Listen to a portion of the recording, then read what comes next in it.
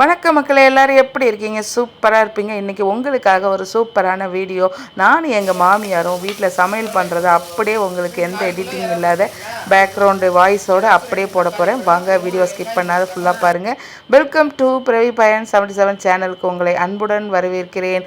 ரொம்ப நாளாக இந்த இறால் எப்படி வெட்டுறதுன்றது நிறைய பேர் கேட்குறாங்க என் ஃப்ரெண்ட்ஸு.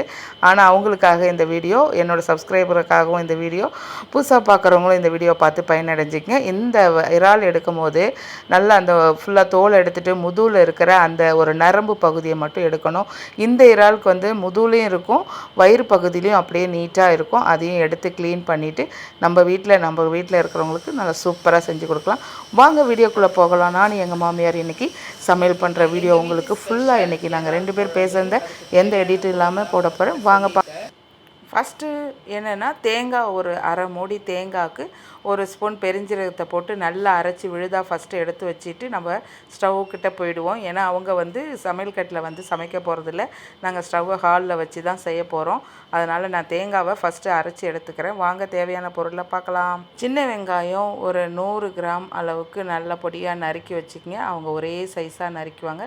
பூண்டை நசுக்கி வச்சுங்க. 2 தக்காளி பழம் 1 அரிஞ்சு வச்சுக்கோங்க. ஓகே, நம்ம எண்ணெய் ஊற்றியாச்சு, நம்ம செய்ய போகிறோம். வாங்க பார்க்கலாம். இன்றைக்கி செய்ய போகிறாங்க. பேசிக்கிட்டே நாங்கள் செய்கிறத நீங்கள் ஸ்கிப் பண்ணாமல் வீடியோ முழுக்க பாருங்கள். இந்த நான்வெஜ் ஐட்டம் செய்கிறதுல இவங்க தான் ஸ்பெஷல் எங்கள் வீட்டில். உங்களுக்கும் பிடிக்கும் அப்படின்றதுனால நீங்களும் வீட்டில் இதே மாதிரி செஞ்சு சாப்பிட்டு பாருங்கள். நாங்கள் இப்போது இதை செய்கிறத நீங்கள் பாருங்கள். ஓகே, இப்போ சட்டி வச்சு எண்ணெய் ஊற்றிட்டாங்க. இப்போ அடுத்து என்ன போட போகிறீங்க? வடகம் போட போகிறோம். தாளிக்கும் வடகம். வாய்க்குள்ளே பேசிக்கினா கேட்காது மாமி. வடகம் போடுறேன். தாளிக்கிற வடகம். இது ஏன் நம்ம இறால் குழம்புக்கு போடுறோம்? வாசனையாக அது கொண்டுறதுக்காக தான். வெந்தயம் போட்டு இது போடுறத விட வடகம் போட்டோம்னா எல்லாமே நல்லாயிருக்கும். வாசனையாக இருக்கும். வாசனையாக இருக்கும்.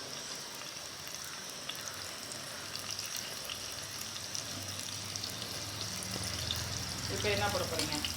கருவேப்பிலை போட போகிறோம்.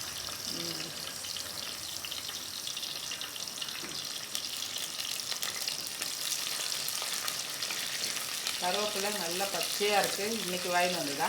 ஆமாம். எல்லாம் ஃப்ரெஷ்ஷாக போட்டால் அது ஒரு வாசனையாக தான் இருக்கும். வெங்காயம் போட போகிறோம்.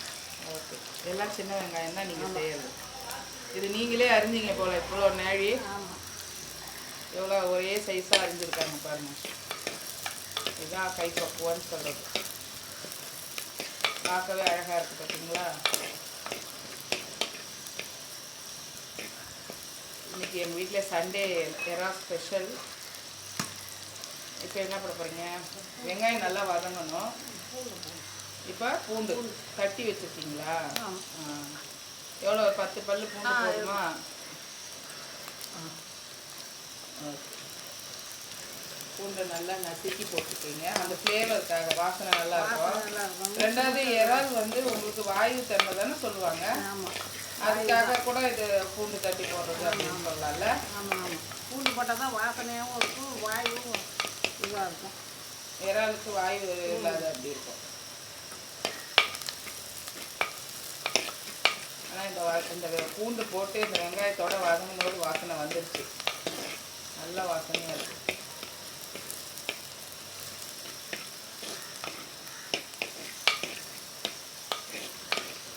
நல்லா வதங்கணும். தக்காளி பழத்து கூட போட்டோம்னாக்கா இதுவும் அது சேர்ந்து வதங்கிடும். தக்காளி பழமும் போட்டாச்சு. குழம்புக்கு தக்காளி பழம் போடுறது ஒரு திப்புக்கும் ஒரு புளிப்புத்தன்மை, இனிப்புத்தன்மை எல்லாமே கொடுக்கும் இல்லையா? ஆமாம். எவ்வளோ இப்போது 4 கிலோ இறா போட போகிறீங்களா? 4 கிலோ இறாவுக்கு 2 தக்காளி பழம், 100 வெங்காயம் போட்டிருக்காங்க, ஒரு 10 பல் பூண்டு நசுக்கி போட்டிருக்காங்க. கருவேப்பிலை.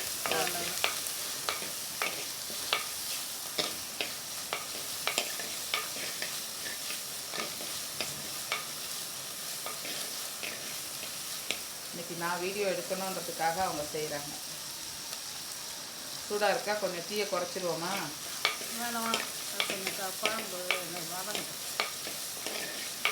இல்லை பெரிய கரண்டி தருவா? வேணாம்மா, இன்னும் கத்திரிக்காய் போடணும். இந்த கருப்பு சட்டியில் இந்த குழம்பு வச்சா நல்லாயிருக்கும் வாசனையாக.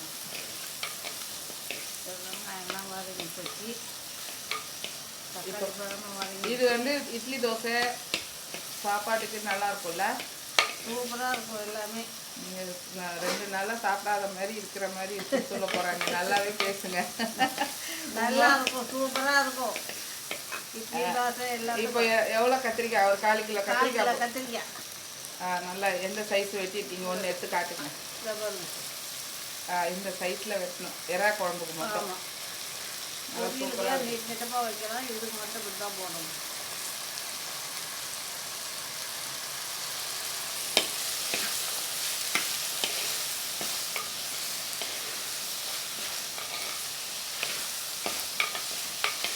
கத்திரிக்காவை நல்லா வதக்கிடணும். நல்லா வதங்கினாதான் இது வாசனையே.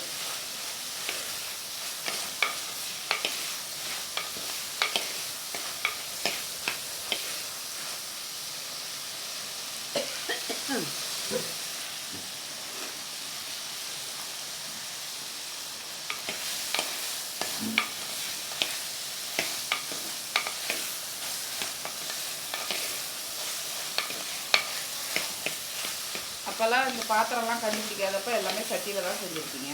ஆமாம், எல்லாமே சட்டி தான். இப்போ தான் பாத்திரம் வந்துக்குது. நாங்கள் எப்பயுமே சட்டி தான். இப்போ எந்த அளவுக்கு வதக்கணும் இதை காட்டுங்க. ஓகே, கத்திரிக்காய் நிறம் மாறுது. நேரம் மாறினா நல்லா இருக்கும். இன்னும் அந்த கொஞ்சம் நேரம் போட்டு வறுத்துக்கணும். அதையே போட்டு வதக்கணும்.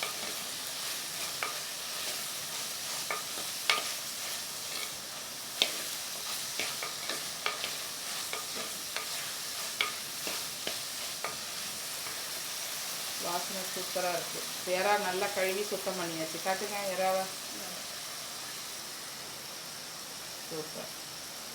பாருமா, இதான் போட போகிறோம். அது கொஞ்சம் போட்டாலே நல்லாயிருக்கும். குழம்புக்கெல்லாம் 4 கிலோவுக்கு கம்மியாக கத்திரிக்காய் கலரு, தக்காளி, வெங்காயம் இது கூட நல்லா வணங்கி வருது. சூப்பர். நல்லா வதங்கி வச்சு குழம்பு வச்சு போட்டுக்கிறோம். இப்போ இது புளி வந்து எவ்வளோ புளி வச்சு ஊற போட்டீங்க? எலுமிச்சங்காய், பெரிய எலுமிச்சங்காய் அளவுக்கு ஊற வச்சு கரைச்சி மிளகாத்தூள், உப்பு எல்லாமே அதிலே போட்டு, மஞ்சள் பொடி எல்லாம் எல்லாமே போட்டாச்சு.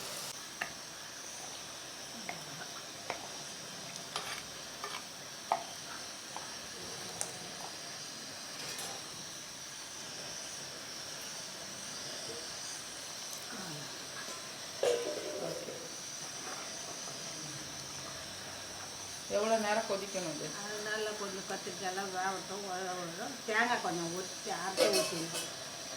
தேங்காய் ஊற்றிடணும். ஓகே, கொஞ்சம் கொதிச்ச பிறகு முருங்காய் போடணும். கொஞ்சம் கொதி. ஓகே.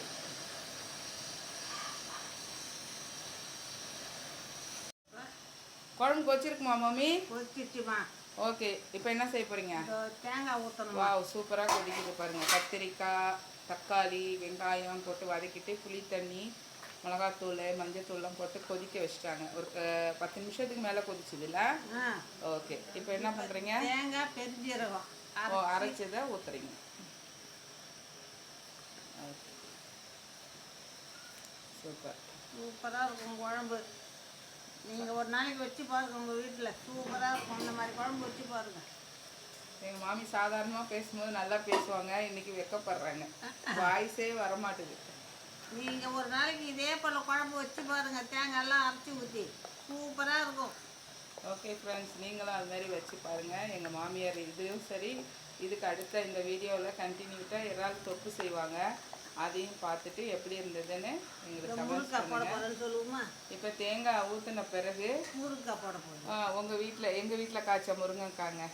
உங்கள் வீட்டில் முருங்கைக்காய்லாம் காய்க்கலைன்னா என்ன பண்ணுறதுன்னு கமெண்ட்ஸில் சொல்லிடாதீங்க. எங்கள் வீட்டில் முருங்கைக்காய் காய்ச்சது. இன்றைக்கி அதையும் இந்த இறால் குழம்புக்கு நாங்கள் தேங்காய் ஊற்றின பிறகு போட்டால் சூப்பராக இருக்கும் குழம்பு. இறால் குழம்புக்கு கத்திரிக்காய் போட்டால் சூப்பராக இருக்கும் குழம்பு. சூப்பர். நாங்கள் எப்படி கலர்ஃபுல்லாக இருக்குது. இதுதான் இருக்கும் குழம்பு. என்னவா எங்கள் வீட்டுக்காரர் ஏதோ சொல்கிறாருங்க கமெண்ட்ஸு. நாங்கள் 2 பேரும் எதையும் செய்யக்கூடாது.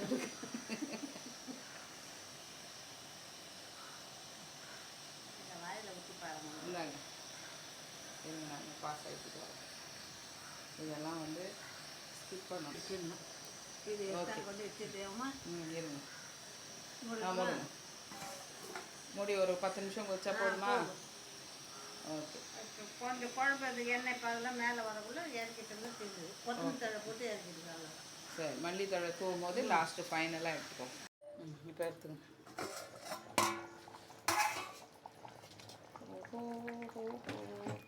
பரவாயில்ல போதும். கொத்தமல்லி தழை போடுறேன். வாசனை கமுன்னு வருதா? எங்கள் வீட்டுக்காரு தோட்டத்துல இருந்து சாப்பிட ஓடி வராரா.